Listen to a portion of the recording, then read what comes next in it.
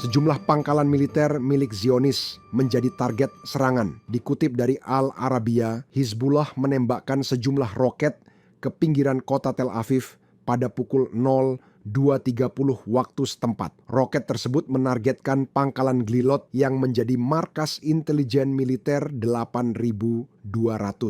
Militer Israel mengonfirmasi adanya serangan dari Lebanon dan langsung mengaktifkan sirin peringatan. Namun, pihaknya tidak mengungkap dampak serangan tersebut maupun keberhasilan selama intersepsi. Masih di hari yang sama, Hizbullah kembali menyerang Israel, tepatnya di selatan Tel Aviv. Serangan kali ini menggunakan drone dengan target pangkalan udara Palmachim.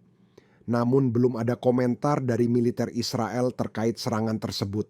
Meski sudah masuk ke wilayah tengah Israel, Hizbullah juga masih terus meluncurkan serangan di perbatasan.